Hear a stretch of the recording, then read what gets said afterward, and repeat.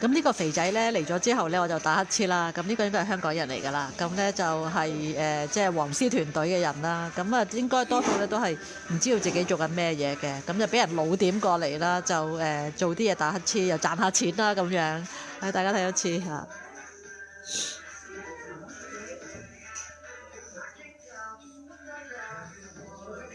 咁咧，因為佢做頻率攻擊嘅，咁佢行過咧，咁我就打乞嗤咯。咁我就係即係而家開始有一個夠膽過嚟，咁我就影下相啦嚇。我講過嘅，我話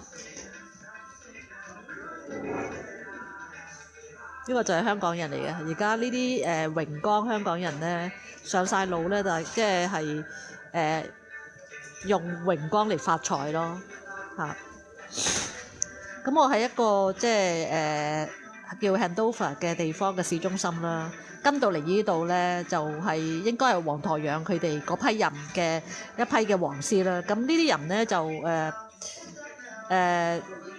去咗第二度，我唔知係咪英國過嚟或者本身喺度嘅啦。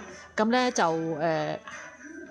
靠榮光嚟賺錢咯嚇，嚟過生活咯。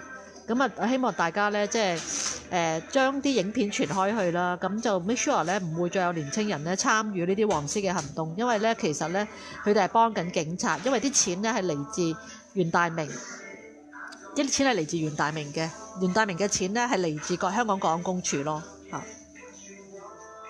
咁佢就食緊香港國安公署嘅，食緊香港國安公署嘅麥當勞餐。